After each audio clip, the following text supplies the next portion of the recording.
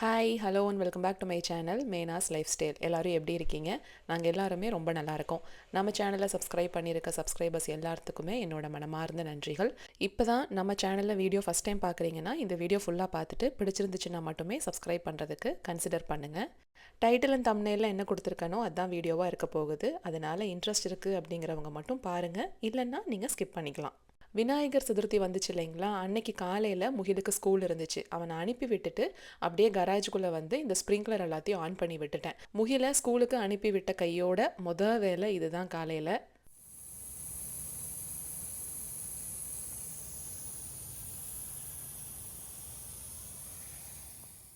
முன்னாடி எல்லாம் ஸ்ப்ரிங்க்லர் என்ன பண்ணுவோம், நைட்டு தான் ஆன் பண்ணி விட்டுக்கிட்டு இருந்தோம். அது என்ன ஆயிடுச்சுன்னு பார்த்தீங்கன்னா, இந்த மரம் இருக்குது பாருங்கள், மரத்துக்கிட்ட ஒரு ஸ்ப்ரிங்க்லர் இருக்குது, அந்த மரத்துக்கு மட்டுமே போகிற மாதிரி. அது உடஞ்சி தண்ணி எல்லாமே அந்த மரத்துக்கு போகாமல் நான் நின்றுட்டு இருந்தேன் பார்த்தீங்களா, அந்த இடத்துக்கு ஓவர்ஃப்ளோ ஆகி அதிகமாக தண்ணி எல்லாம் ரோட்டுக்கு போயிட்டு இருந்திருக்கு. இப்படி போயிட்டுருக்கு அப்படிங்கிற விஷயமே எங்களுக்கு தெரியாது. ஏன்னா நாங்கள் நைட்டு தான் ஸ்ப்ரிங்க்லர் ஆன் பண்ணுற மாதிரி செட் பண்ணி விட்டுருந்தோம். அது ஆட்டோமேட்டிக்காக நம்ம செட் பண்ணலாம், மேனுவலாகவும் நம்ம வச்சுக்கலாம். நைட்டு அதுவாகவே எல்லா பக்கமும் அடிச்சுட்டு அது ஆஃப் ஆகிக்கிட்டோம் அப்படின்னு. முன்னாடி, அதுக்கப்புறம் மரத்துக்கு பின்னாடி லானு, சைடில் இருக்கிற லானு, இப்படி எல்லாத்துக்குமே 15 நிமிஷம் இன்டர்வலில் அதுவாகவே ஆன் ஆகிட்டு ஆஃப் ஆகிக்கும். ஒரு நாள் என்ன ஆயிடுச்சு, காலையில் நான் போய் கதவை திறந்தேன் முன்னாடி. அப்போது ஒரு பேப்பர் இருந்துச்சு, கதவில் ஒட்டியிருந்தாங்க. பேர், அவங்க வீட்டு டோர் நம்பர் எல்லாம் போட்டுட்டு, உங்கள் ஸ்ட்ரீட்லேயே தான் நானும் குடியிருக்கேன் அந்த லாஸ்ட்டில். நைட்டு ஒரு நாள் நான் வீட்டுக்கு வரக்கு லேட் ஆயிடுச்சு, உங்கள் வீட்டுக்கிட்ட வந்து தான் நான் காரை திருப்புவேன். அப்போது பார்த்தா தண்ணி அதிகமாக ஓவர்ஃப்ளோ ஆகிட்டு இருந்தது. கண்டிப்பாக இந்த விஷயம் உங்களுக்கு தெரிய வாய்ப்பில்லை, ஏன்னா ரொம்ப அன்டைம் அது. காலையில் நீங்கள் இந்த மெசேஜ் பார்த்தீங்கன்னா அதை கொஞ்சம் சரி பண்ணிக்கோங்க அப்படின்னு சொல்லி அந்த பேப்பரில் எழுதி ஒட்டியிருந்தாங்க. இது அவங்களுக்கு சொல்லணும் அப்படிங்கிற அவசியமே இல்லைங்க, ஆனால் தண்ணி வேஸ்ட்டாக போயிட்டுருக்கு அப்படின்னு அந்த அன்டைம்லேயும் ஒரு பேப்பரில் எழுதி ஒட்டிட்டு போயிருக்காங்க. அடுத்த நாளே நாங்கள் தேங்க்ஸும் சொல்லிட்டோம். கூடவே அந்த ஸ்ப்ரிங்க்லரை இப்போதைக்கு மாற்ற முடியாது, டெம்ப்ரரியாக என்ன பண்ணலாம் அப்படின்ட்டு பார்த்தப்போ ஒரு சின்ன கல் மாதிரி அந்த இடத்துல வச்சு அது மரத்துக்கு மட்டும் போகிற மாதிரி திருப்பி விட்டுருக்கோம். ஆனால் அது கண்டிப்பாக சேஞ்ச் பண்ணணுங்க. இங்கே குட்டி சார் எந்திரிச்சிட்டாரு. என்ன ஆயிடுச்சு, கிரிப்பில் இருந்து அவங்க அப்பா காலையில் பக்கத்தில் படுக்க வச்சுருந்துருக்காரு, சும்மா சினுங்கிட்டே இருந்திருக்கான்னு. அது டயப்பர் ஓவர்ஃப்ளோ ஆகி பெட்டில் கொஞ்சம் ஆக்சிடென்ட் பண்ணிட்டான். கீழே அந்த கிரே கலரில் வாட்டர் ப்ரூஃப் மேட்ரஸ் ப்ரொடெக்டர் போட்டிருக்கோம் அப்படிங்கிறதுனால பெட்டுக்கு போகாது. ஆனால் அது எல்லாத்தையுமே நம்ம துவைச்சி மறுபடியும் போட்டுக்கலான்னு சொல்லி எடுத்துகிட்டு வந்துட்டேன். இது ஆசிலேட்டிங் ஸ்ப்ரிங்க்லர் அப்படின்னு அமேசானில் தான் இப்போ ரீசெண்டாக வாங்கினோம். ஒரு ஒரு மாதம் இருக்குன்னு வச்சுக்கோங்களேன் வாங்கி.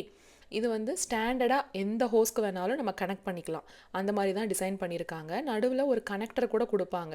இன்னும் இதுலேயே பார்த்தீங்கன்னா அட்வான்ஸ் லெவலாக டைமர்லாம் செட் பண்ணிட்டோம் அப்படின்னா அதுவே கொஞ்சம் நேரத்தில் ஆஃப் ஆகிக்கும் அப்படிங்கிற மாதிரியான மாடல் கூட இருக்குது. ஆனால் நாங்கள் இதுவே பேசிக்கான மாடல் போதும் இப்போதைக்கு அப்படின்னு சொல்லிட்டு வாங்கியிருக்கோம். இது எதுக்குன்னு பார்த்தீங்கன்னா, ஏற்கனவே லானில் அவங்க வச்சுருந்த ஸ்ப்ரிங்க்லர் சிஸ்டம் வேலை செய்ய மாட்டேங்குதுங்க. அது எங்களுக்கு ரொம்ப லேட்டாக தான் தெரிஞ்சுது. புல்லெல்லாம் காஞ்சு போயிட்டே இருக்கே, நைட் டைமில் கரெக்டாக தானே ஆன் பண்ணி விடுறோம், சைட்லலாம் இப்போயும் ஆன் ஆகுதுங்க. நான் பெட்ரூமில் தூங்கும்போது பார்த்தீங்கன்னா சைடில் ஸ்ப்ரிங்க்லர் ஆன் ஆச்சுன்னா எனக்கு சத்தம் கேட்கும். அதனால சைடில் ஆன் ஆகிட்டுருக்கு, அதே மாதிரி பின்னாடியும் அது பாட்டுக்கு ஆன் ஆயிரும் அப்படின்ட்டு தான் நினச்சிக்கிட்டு இருந்தோம். ஆனால் பார்த்தா சுத்தமாகவே அந்த ஆன் பண்ண உடனே ஸ்ப்ரிங்க்லர் இருக்குது பாருங்கள், அது அப்படியே பாப்பப் ஆகி வெளியில் வந்து அதுக்கப்புறம் தான் சுற்றும். அதுவே பண்ண மாட்டேங்குது. ஆளுங்களை கூப்பிட்டு தான் இனி வேலை செய்ய சொல்லணும். ஆனால் அதுக்கு கொஞ்சம் டைம் எடுக்கும் போல். அது வரைக்கும் புல் மொத்தமாக காஞ்சு போயிருமே அப்படிங்கிறதுக்காக தான் இந்த மாதிரி ஒரு டெம்பரரியாக வாங்கி வச்சுருக்கோம். இந்த விஷயம் வந்துட்டு தெரிஞ்சு ஒரு 2 நாளைக்கு பார்த்தீங்கன்னா ஆர்டர் போட்டு வரணும் இல்லையா, அந்த 2 நாள் வரைக்கும் நான் தான் ஹோஸை பிடிச்சிக்கிட்டு மேனுவலாகவே ஃபுல்லாக விட்டுக்கிட்டு இருந்தேன். அப்பா அது ஒரு நேரமே எடுக்குதுங்க. அதுக்கப்புறம் நல்ல வேலை இது வந்துருச்சு, இப்போ செட் பண்ணிட்டோம். ஒரு 2 வாரமாக தாங்க இதை வந்து செட் பண்ணியிருக்கோம். அதனால தான் அங்கங்கே பச்சை வருது. நாங்கள் என்ன நினச்சோன்னா மொத்தமாகவே போயிருச்சு போல இருக்குது அப்படின்ட்டு ரிக்கு கிட்ட கேட்குறப்ப அவர் என்ன சொன்னாருன்னா, சீட்ஸ் வாங்கி போடுங்க அப்படின்னாரு. எதுக்கும் இருக்கட்டும், ஸ்ப்ரிங்க்லர் ஆன் ஆகுதான்னு செக் பண்ணலான்னு செக் பண்ணப்போ தான் எங்களுக்கு விஷயமே தெரிஞ்சுது. இந்த டைரக்ஷனில் இந்த பாக்ஸை மாற்றி வச்சுட்டோன்னா இந்த பக்கம் ஃப்ரண்ட் அண்ட் பேக் வந்துட்டு தண்ணி போய்க்கும். கறிவேப்பிலை நல்லா வந்திருக்கு அப்படின்னு சொல்லி ஷார்ட்ஸில் சொல்லியிருந்தேன் இல்லைங்களா, அப்போ நிறைய பேர் கேட்டிருந்தாங்க விதை எங்கேருந்து வாங்கினீங்க அப்படின்னு. அவங்க முன்னாடி இருக்க ஷார்ட்ஸ் எல்லாம் பார்க்கல போல இருக்குது. ஏற்கனவே பழைய செடியில் இருந்ததை தான் எடுத்து இதில் போட்டு வச்சுருக்கேன். ஒரு டவுட்டில் தாங்க போட்டு வச்சேன், வருமா வராதா அப்படின்னே யோசிச்சுக்கிட்டு இருந்தேன். ஆனால் இன்னுமே அந்த 2 வரலை, மற்றதெல்லாம் தான் வந்திருக்கு. இந்த மல்லிகைப்பூ செடி பக்கத்தில் வச்சுருந்தோம் பார்த்தீங்களா, அது எப்படி படர்ந்துக்கிட்டு போகுதுன்னு மட்டும் பாருங்கள்.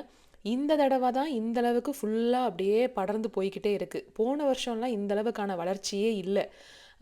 இனி ஃபால் வர்றதுக்குள்ளே மறுபடியும் எல்லாமே கொஞ்சம் பட்டு போக ஆரம்பிக்கும். அப்போ ஃபுல்லாக ட்ரிம் பண்ணி விடணும். காலையில் 4:30 4:45 எந்திரிச்சு லஞ்செல்லாம் பேக் பண்ணுறதுக்காக ரெடி ஆகிட்டு வீடியோ எடுக்கணும் அப்படிங்கிறதுக்காக தான் இவ்வளோ சீக்கிரம் எந்திரிக்கிறேன். அப்போ கொஞ்சம் அப்படியே கஷ்டமாக இருக்கும், சோம்பேறித்தனமாக தான் இருக்கும்.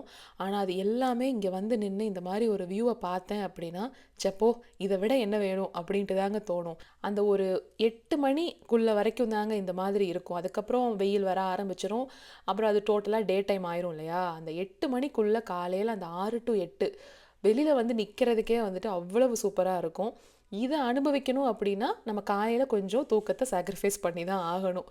இதுக்காகவே நம்ம ஆட்டோமேட்டிக்காக எந்திரிக்க ஆரம்பிச்சிருவோம்.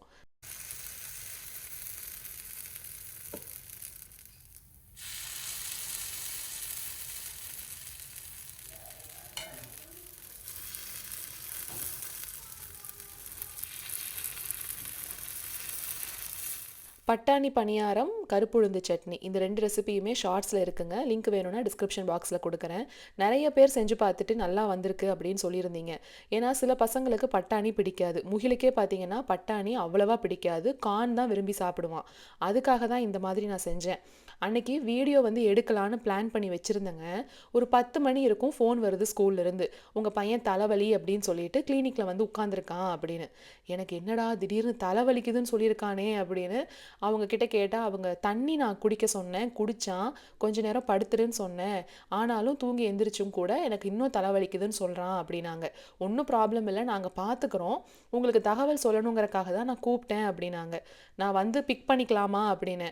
ஓகே வந்து கூட்டிகிட்டு போகிறதுனா வாங்க அப்படின்னு சொன்னாங்க. அதுக்கப்புறம் அவங்க அப்பாட்ட போய் சொல்லி அப்புறம் அவங்க அப்பா போய் கூட்டிகிட்டு வந்தார்.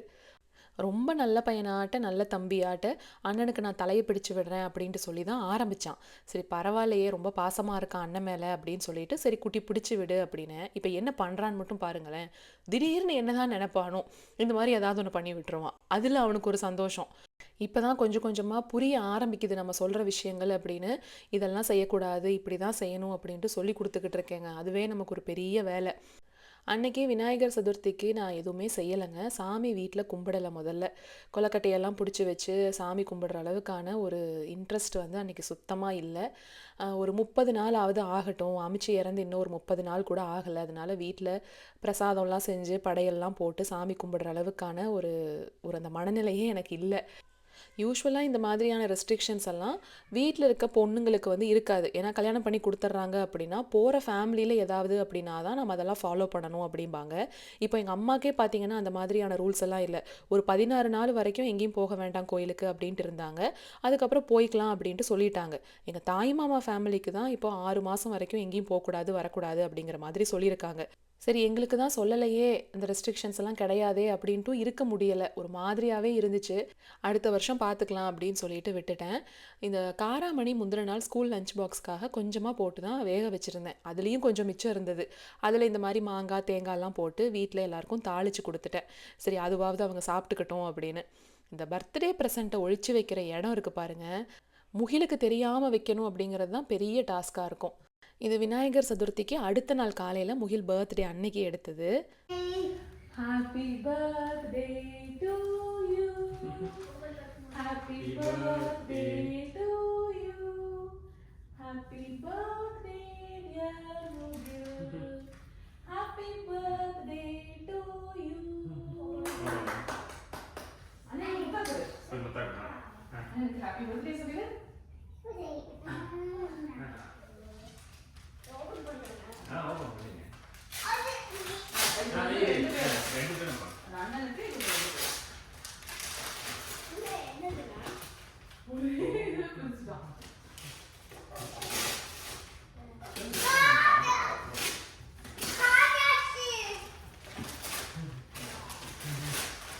இது வந்து 2 பேரும் ஷேர் பண்ணிக்கோங்க சரியா? அது வந்து உனக்கு, இது 2 பேருக்கும் சேர்த்து.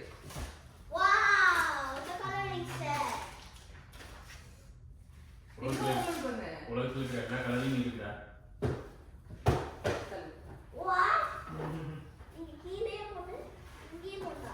ஓகே ஓகே பிடிச்சிருக்கா?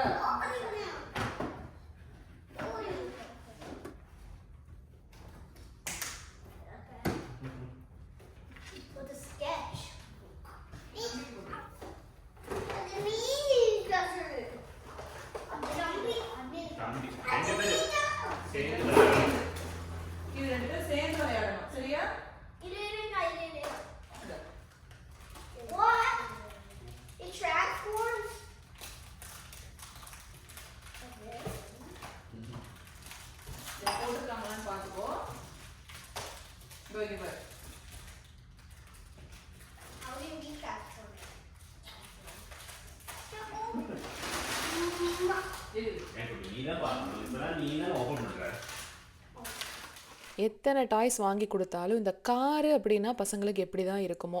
எழிலுக்கும் இனி கொஞ்ச நாளில் பர்த்டே வருது அப்படிங்கிறதுனால அப்பா அவனுக்கு ஒரு gift வாங்குற மாதிரி இருக்கும். அதனால இன்னைக்கு முகிலுக்கு கொடுக்குறப்ப கண்டிப்பாக எழில் பொக்குன்னு போயிடுவான் அப்படின்ட்டு தான் இந்த கார் செட்டு வாங்கியிருந்தேன். ஒரு டிரான்ஸ்போர்ட்டர் கார் ரேஸ் ட்ரக் மாதிரி தான் இது. அதனால 2 பேருமே உட்காந்து விளையாண்டுக்குவாங்க இல்லையா? அத வச்சு தான் ரொம்ப நேரம் விளையாண்டாங்க 2 பேருமே. அந்த நேரத்துலயாவது ஒத்துமையா உட்காந்து விளையாடட்டுமே அப்படின்னு தான் வாங்கி குடுத்தேன். அதுல பாருங்க, அப்பவே சொன்னேன் இல்லைங்களா ஒரு வீடியோல, உட்கார்ற பொசிஷனே வந்து 2 பேரும் இப்படி தான் ஒரே மாரி உட்காருவாங்க அப்படின்னு. இப்ப கூட பாருங்களேன், அந்த ரைட் லெக்க மடக்கி இப்படி தான் உட்கார்றான் முகிலு. அதே மாரி தான் எழிலும் உட்காருவான். எப்படி தான் வந்து உட்கார்றாங்களோ, நமக்கு கொஞ்ச நேரம் கீழ அப்படி நம்மனால உட்கார முடியறதில்ல.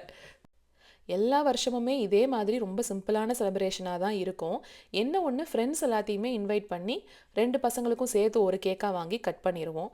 இந்த வருஷம் அந்த மாதிரி யாரையுமே நான் இன்வைட் பண்ணலை. இன்னொன்று, கோயிலுக்கு வருஷம் வருஷம் போயிட்டு வருவோம். இந்த வருஷம் இந்த மாதம் கோயிலுக்கு போகலை அப்படிங்கிறதுனால அடுத்த மாதம் அவரோட பர்த்டே வரும். அப்போ கூட ஃபேமிலியாக எல்லோரும் கோயிலுக்கு போயிட்டு வந்துக்கலாம் அப்படின்னு சொல்லிட்டு விட்டாச்சு. இன்னொரு விஷயம் என்ன தெரியுங்களா? இந்த மாதிரி விநாயகர் சதுர்த்தியோ இல்லை வேறு ஏதாவது ஒரு விசேஷம் வருது, அதுக்கு நம்ம சாமி கும்பிடணும், பிரசாதம் செய்யணும், அந்த பூஜை புனஸ்காரங்கள் எல்லாம் பண்ணணும் அப்படின்னா அது எப்போவுமே லேடிஸ் சம்மந்தப்பட்ட டிபார்ட்மெண்ட்டாக போயிடுது. அது வந்து செய்யறதும் செய்யாததும் நம்ம இஷ்டம்தான். இன்னொன்று, நமக்கு வந்து இந்த பீரியட் டைம் வந்துருச்சு அப்படின்னாலும் நம்மளால் அன்றைக்கி பிளான் பண்ண முடியாது இல்லைங்களா? ஸோ இதில் வந்து ஏதாவது சேஞ்சஸ் பண்ணுறோம், இல்லை அது வேணும் வேண்டான்னு முடிவெடுக்கிறோம் அப்படின்னா அது எல்லாமே நம்மளே டிசைட் பண்ணிக்கலாம். அதுக்கு எந்த எதிர்ப்போ இல்லை அதுக்கு சாதகமாகவோ வீட்டில் இருக்கிறவங்க வாய்ஸ் கொடுக்கவே மாட்டாங்க. அது ஓகே, அதை பார்த்துக்குவா அப்படின்னு சொல்லிட்டு விட்டுருவாங்க. ஆனால் இந்த மாதிரி பர்த்டே, வெட்டிங் டே இந்த மாதிரிலாம் வருதுன்னு வச்சுக்கோங்களேன், அது வந்து வீட்டில் இருக்கவங்க சம்மந்தப்பட்டது. முகிலுக்கு பர்த்டேனா அது அவன் சம்மந்தப்பட்டது, வெட்டிங் ஆனிவர்சரி வந்து என் வீட்டுக்காரர் சம்மந்தப்பட்டதும் கூட. அது வந்து நான் இல்லை இந்த மாதம் பண்ண வேண்டாம் அடுத்த வருஷம் பண்ணிக்கலாம் அப்படின்னு நம்ம சொல்ல முடியாது இல்லைங்களா? அதனால எப்பவும் போல் எல்லா வருஷமும் அவங்களுக்கு என்ன பிடிக்கும் பிடிக்காது, என்ன செய்வோம் அப்படிங்கிறத செஞ்சு தான் ஆகணும். அதே மாதிரி அவனுக்கு ரொம்ப நாளாக இந்த பெயிண்டிங் செட்டு கேட்டுக்கிட்டே இருந்தாங்க. பெயிண்டிங்கில் இப்போ கொஞ்சம் அதிகமாக இன்ட்ரெஸ்ட் இருக்குது. ஊருக்கு போயிருந்தப்பவே நவி இருக்கா இல்லையா, என் தம்பி ஒய்ஃபு, அவள் ஒரு பெயிண்டிங் கிட்டு வாங்கி கொடுத்துருந்தா. அது மொத்தத்தையும் அங்கேயே ஃபுல்லாக முடிச்சுட்டு தான் வந்தான். இங்கே வந்ததுலேருந்து ஃபோன் பேசும்போதெல்லாம் அவகிட்ட கேட்குறது, அத்தை அந்த பெயிண்டிங் செட்டை நாங்கள் விட்டுட்டு வந்துட்டேன், அதே மாதிரி எனக்கு ஒன்று வாங்கி கொடுத்து விடுறீங்களா அப்படின்னு கொரியர் அனுப்பும் போதெல்லாம் இவன் வந்து சொல்லிக்கிட்டே இருப்பான். அப்புறம் அவங்க வாங்குறேன்னாங்க. நான் தான் சொன்னேன், இங்கேயே நிறைய கிடைக்குது, நானே பார்த்து வாங்கி கொடுத்துக்கிறேன், அங்கெல்லாம் நீங்கள் வாங்க வேண்டாம் அப்படின்னு சொல்லிட்டு இந்த பர்த்டேக்கு வாங்கி கொடுத்துக்கலாம் அப்படின்னு சொல்லி வெயிட் பண்ணிக்கிட்டு இருந்தேன். இப்போ வாங்கி கொடுத்துட்டேன். அந்த அக்ரிலிக் பேட் பார்த்தீங்கன்னா கொஞ்சம் திக் ஷீட் மாதிரி இருக்கும். இது வந்து பேப்பர் மாதிரியே தின்னாக தான் இருக்கும். இந்த ஸ்கெட்ச் புக்கில் இருக்கிறது நிறைய pastel colours, crayons, sketch Benz அப்படின்னு சொல்லி இருக்கிறதுனால ஒரே சந்தோஷம் முகிலுக்கு. எழில் குட்டிக்கு பாட்டி ட்ரெயின் ஆரம்பிச்சிட்டோங்க. ஒரு 2 மாதமாகவே போய்கிட்டு இருக்கு. ஆனால் அப்பப்போ அவன் அறியாமல் கார்பெட்டில் இல்லைன்னா எங்கேயாவது தரையில் ஆக்சிடென்ட் பண்ணிடுவான்.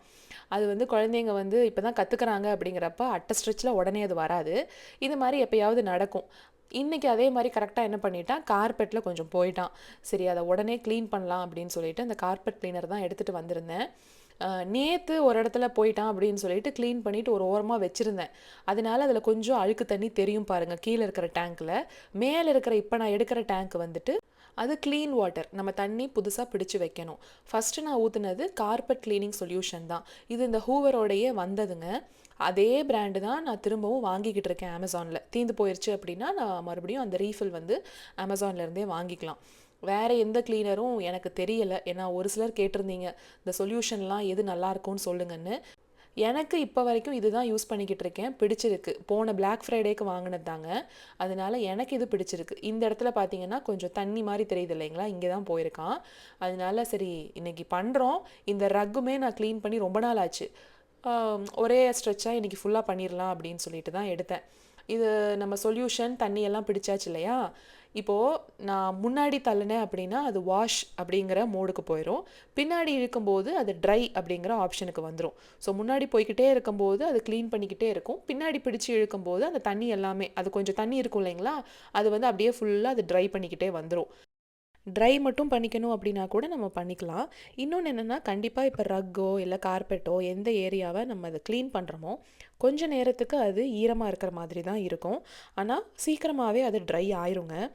நான் கூட ஃபஸ்ட் டைம் யூஸ் பண்ணும்போது என்னடா சொதன்னு இருக்கிற மாதிரி ஒரு ஃபீல் வருதே அப்படின்ட்டு தான் இருந்தது. ஆனால் கொஞ்ச நேரத்திலே அது எல்லாமே கம்ப்ளீட்டாக ட்ரை ஆயிரும். நான் இது வந்து போன வருஷம் பிளாக் ஃப்ரைடேக்கு வாங்கினதுங்க. அப்போ இருந்து இப்போ வரைக்கும் யூஸ் பண்ணி பார்த்துட்டு தான் உங்களுக்கு நான் ரிவ்யூ சொல்கிறேன். இது வந்து எந்த விதமான ஸ்பான்சர்ஷிப்பும் கிடையாது. ஏன்னா இது வாங்கியே கிட்டத்தட்ட இப்போ 1 வருஷம் ஆச்சு. நிறைய பேர் அந்த வீடியோ பார்த்துட்டே கேட்டிருந்தீங்க, அது வாங்கியிருந்தீங்களே யூஸ் பண்ணிட்டு சொல்கிறேன்னு சொன்னீங்க, எதுவுமே சொல்லலை அப்படின்னு. அதனால தான் வந்துட்டு இப்போ நான் ஷேர் பண்ணியிருக்கேன். அதுவும் இல்லாமல் இப்போ பாட்டி ட்ரெயின் பண்ணிக்கிட்டு இருக்கோம் அப்படிங்கிறப்ப இப்போ எனக்கு அதிகமாக இது தேவைப்படுது. மற்றபடி இதை விட இன்னுமே பெரிய கொஞ்சம் அட்வான்ஸ் லெவலில் இருக்கிற பிராண்டெல்லாம் கூட இருக்குது. நான் வாங்கினது வந்து கொஞ்சம் நம்ம பட்ஜெட்டுக்குள்ளே வரணும், அந்த டீல்ஸ் வந்து கரெக்டாக அமைஞ்சுது அப்படிங்கிறதுக்காக தான் இந்த பிராண்டு சூஸ் பண்ணேன். வாங்கினதுக்கு ஒர்த்தா இல்லையான்னு கேட்டால் என்னை பொறுத்த வரைக்கும் ஒர்த்தாக தாங்க இருக்குது. ஒருவேளை நீங்கள் வேறு ஏதாவது பிராண்ட் யூஸ் பண்ணிக்கிட்டு இருக்கீங்க, அதுவும் இன்னும் சூப்பராக இருக்கும், இதை விட அட்வான்ஸ்டு ஃபீச்சர்ஸ் எல்லாம் அதில் இருக்குது அப்படிங்கிற மாதிரி நீங்கள் ஃபீல் பண்ணிங்கன்னா அதுவும் என்ன பிராண்டு அப்படிங்கிறத கீழே மென்ஷன் பண்ணிடுங்க. வாங்கணும்னு நினைக்கிறவங்களுக்கு கண்டிப்பாக அது யூஸ்ஃபுல்லாக இருக்கும்.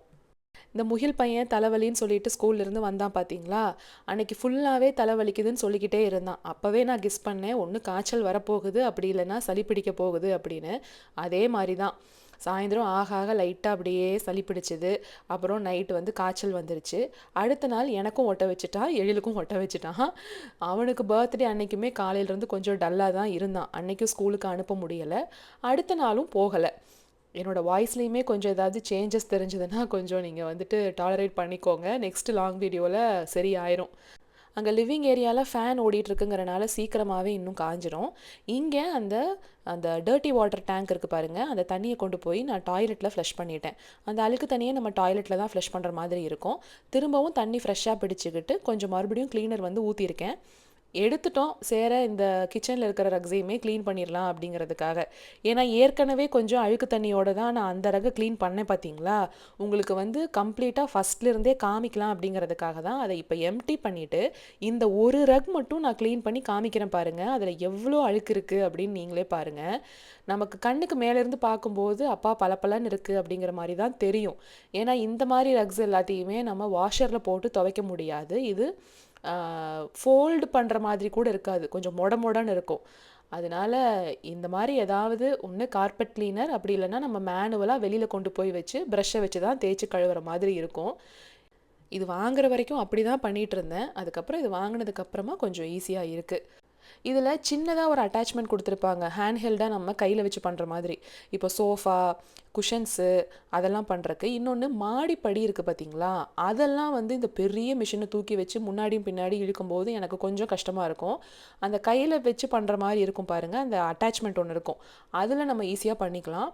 ஆனால் உண்மையை சொல்லணுன்னா நான் வந்துட்டு மாடிப்படியை இன்னும் இந்த கார்பெட் க்ளீனர் வச்சு நான் பண்ணவே இல்லைங்க. நான் வந்து சும்மா வேக்யூம் பண்ணி விடுறதோட சரி, அதெல்லாம் இன்னும் நான் இதை வச்சு நான் பண்ணலை. ஜென்யூனாக நான் உண்மையை சொல்லிடுறேன். அதுக்கு வந்து நான் ட்ரை பண்ணி பார்த்துட்டு சொல்கிறேன் எப்படி இருக்குது அப்படின்னு. இந்த 2 ரக்ஸுமே நான் வந்து ராஸில் தான் வாங்கியிருந்தேன். க்ளோஸ்அப்பில் உங்களுக்கு 2யுமே காமிக்கிறேன் பாருங்கள்.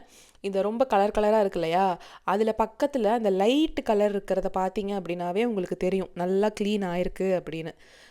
ஒரு முடி கூட இருக்காது, எல்லாமே பழிச்சுன்னு போயிருக்கும். ஆனால் என்ன, உங்களுக்கு ஃபஸ்ட் டைம் நீங்கள் இதை வாங்கி ட்ரை பண்ணுறீங்க அப்படிங்கிறப்ப உங்களுக்கு ஒரு மாதிரி இருக்கும். ஏன்னா அது ஈரமாக இருக்கிற மாதிரியே தோணும் உங்களுக்கு அந்த ரக்கு. அது கொஞ்ச நேரத்துலேயே ட்ரை ஆயிரும். ஏன்னா தடவை நான் யூஸ் பண்ணுறப்ப அப்படி தான் இருந்துச்சு, என்னடா இது தண்ணி ட்ரையே ஆக மாட்டேங்குதே அப்படின்னு. ஆனால் ரொம்ப சீக்கிரத்துலேயே ட்ரை ஆயிரும். இதில் கூட பார்த்தீங்கன்னா அந்த ஈரம் அங்கங்கே தெரியும், ஆனால் சீக்கிரமாகவே அதுவும் ட்ரை ஆயிருச்சு. அன்னைக்கு வந்து சமையல் அப்படின்னு பார்த்தீங்கன்னா, நான் வந்துட்டு முதல்ல வேறு ஏதாவது செய்யலாம் அப்படின்ட்டு தான் நினச்சேன். ஆனால் அவனுக்கு கொஞ்சம் சளி பிடிக்கிற மாதிரி இருக்கவும் இந்த மிளகெல்லாம் ஃப்ரெஷ்ஷாக அரைச்சி போட்டு இந்த மாதிரி ஒரு காளான் கிரேவி செஞ்சுருந்தேன். பெருசாக காரத்துக்கு இதில் எதுவுமே இல்லைங்க, அரைச்செல்லாம் விடலை, மிளகு தான் நிறைய போட்டிருந்தேன். அது வந்து அவனுக்குமே ரொம்ப பிடிச்சிருந்துச்சு அப்படின்னு சொல்லியிருந்தேன். அதுக்கப்புறம் சிம்பிளாக ரசம் தான் வச்சுருந்தேன். அடுத்த வாரம் எல்லாத்துக்கும் உடம்பு சரியானதுக்கப்புறமா ஏதாவது எடுத்து செஞ்சு கொடுத்துக்கலாம் அப்படின்னு. சாயந்தரம் போல் கேக் வாங்கிட்டு வந்திருந்தார்.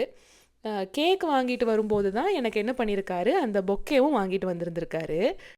நான் எப்போவுமே சொல்லுவேன் இல்லைங்களா, நான் கேட்டுகிட்டே இருப்பேன், கல்யாணம் ஆன புதுசுலலாம் எனக்கு ஒரு பொக்கே மட்டுமாவது ப்ரெசென்ட் பண்ணுங்கள், ஏதோ ஒன்று இந்த பர்த்டே அன்னைக்கு, வெட்டிங் ஆனிவர்சரி அன்னைக்கெல்லாம் அப்படின்னு.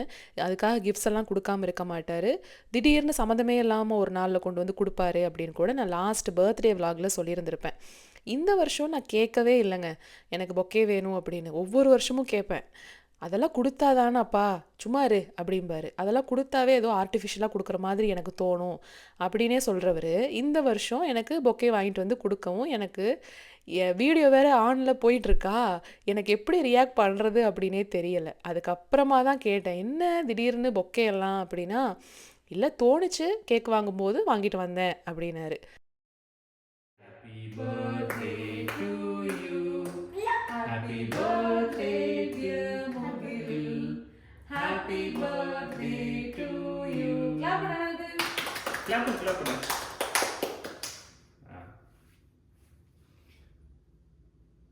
Wow. லைட்டா எத்தனும் எடுத்து. சின்னதா. ஓகே. யம்மி. அம்மா எடுத்து கொடு. நீ கட் பண்ணியாச்சு, நீ எடுத்து லைட்டா வாங்கி கொடு.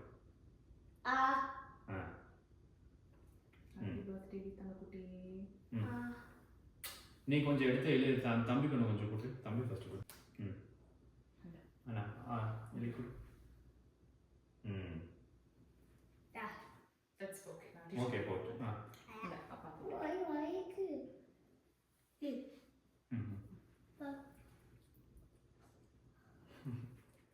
இப்போது தம்ப்நெயிலுக்கு வருவோம். தம்ப்நெயிலில் ரைட் ஆர் ராங் அப்படின்னு சொல்லி கேட்டிருந்தேன் இல்லைங்களா? அது என்னென்னா, இப்போ ஹஸ்பண்ட் அண்ட் ஒய்ஃப் அப்படின்னு வரும்போது எல்லா விஷயத்தையுமே 2 பேருமே கண்டிப்பாக ஷேர் பண்ணிக்கணும் அப்படிங்கிறது ஓகேவா? இல்லை அவங்கவங்களுக்கு சில பர்சனல் ஸ்பேஸையும் கொடுக்கணும், எல்லாத்தையுமே சொல்லிக்கணுங்கிற அவசியம் கிடையாது அப்படின்னு நீங்கள் நினைக்கிறீங்களா?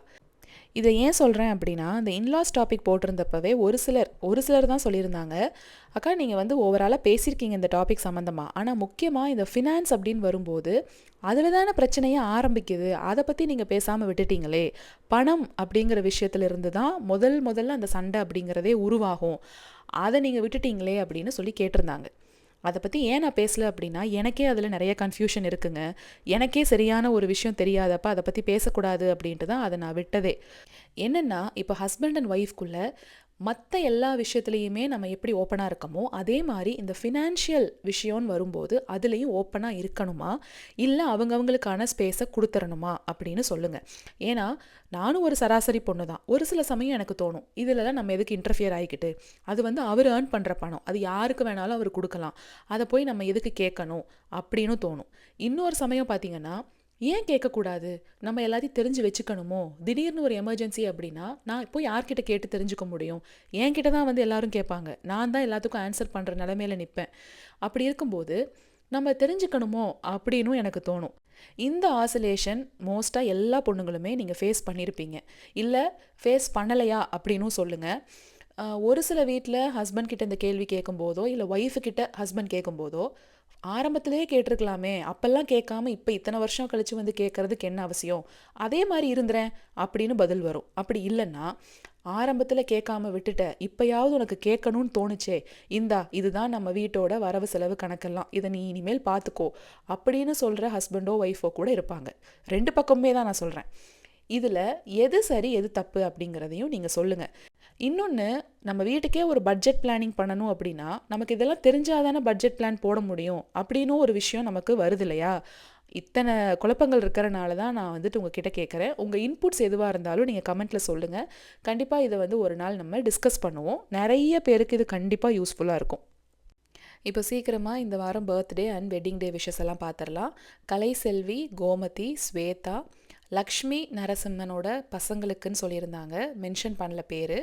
அதுக்கப்புறம் ஜகபர் நாச்சியா, கரெக்டாக சொல்கிறேனான்னு தெரில, நாராயணி கணேஷ், ஸ்ரீநந்தினி அவங்க ஹஸ்பண்டுக்கும் பர்த்டே, அது இல்லாமல் அவங்களுக்கு வெட்டிங் டேவும் கூட. கற்பகம் சுதாவோட பையன் அவங்களுக்கு பர்த்டே, அதுக்கப்புறம் அவங்களுக்கும் வெட்டிங் டே. பாலமுருகன் நதியா அவங்களோட வெட்டிங் டே. பட்டர்ஃப்ளை 8392 அப்படிங்கிற ஐடி, பட் பேர் தெரியலை, அவங்களுக்கு பர்த்டே. மேகலா அவங்களுக்கு வெட்டிங் ஆனிவர்சரி. கௌசல்யா சிவகோபாலுக்கு பர்த்டே. பிரியங்கா ராமதுரைக்கும் பர்த்டே. இவங்களுக்கு மட்டும் இல்லை, யாரையாவது நான் மிஸ் பண்ணியிருந்தேன் அப்படின்னா எல்லாருக்குமே என்னோட மனமார்ந்த பிறந்த நாள் மற்றும் திருமண நாள் நல்வாழ்த்துக்களை சொல்லிக்கிறேங்க. இன்னும் நிறைய பேரோடது பேர் சுத்தமாகவே எனக்கு தெரியலை. ஐடியுமே பார்த்திங்கன்னா ப்ரொனவுன்ஸ் பண்ணுற மாதிரியே இல்லை, சும்மா 1 2 3 AL அப்படிங்கிற மாதிரியெல்லாம் இருந்தது. யாரையாவது கண்டிப்பாக நான் மிஸ் பண்ணியிருப்பேன். ஆனால் அடுத்த வாரம் அதுக்கெல்லாம் சேர்த்து நம்ம விஷ் பண்ணிக்கலாம். இன்னொன்று, நான் எந்த கமெண்ட்ஸ்க்குமே ரிப்ளை பண்ணலை. வாழ்த்துக்கள் நிறைய இன்னும் வந்துக்கிட்டே தான் இருக்குது பர்த்டே அண்ட் வெட்டிங் டேக்கு. எல்லாருக்குமே நான் கண்டிப்பாக கூடிய சீக்கிரம் ரிப்ளை பண்ணிடுவேன். ரிப்ளை பண்ணாமல் இருக்க மாட்டேன். உங்களுக்கு சீக்கிரமாக நான் ரெஸ்பாண்ட் பண்ணிடுவேன். கொஞ்சம் உடம்பும் சரியில்லை அப்படிங்கிறதுனால தான் எதுலேயும் ஃபோக்கஸ் பண்ண முடியல இன்றைக்கி ஃபுல்லாக. வீடியோ மட்டும் எப்படியாவது டைமுக்கு அப்லோட் பண்ணிடலாம் அப்படின்ட்டு அந்த வேலையை பார்த்துட்டேன். அதனால என்னடா இவங்க ரிப்ளை பண்ணலன்னு நினைக்காதீங்க. எல்லா கமெண்ட்டுக்குமே கூடிய சீக்கிரம் நான் ரிப்ளை பண்ணிடுவேன். இந்த வீடியோ கீழே நீங்கள் கமெண்ட் பண்ணாலும் எல்லாத்தையும் படிப்பேங்க. படிச்சுட்டு கண்டிப்பாக ரெஸ்பாண்ட் பண்ணுவேன். சரிங்க, இந்த vlog பிடிச்சிருந்தா ஒரு லைக் மட்டும் கொடுங்க. நம்ம அடுத்த வாரம் வேறு ஒரு லாங் வீடியோவில் பார்க்கலாங்களா? Until then tata, by.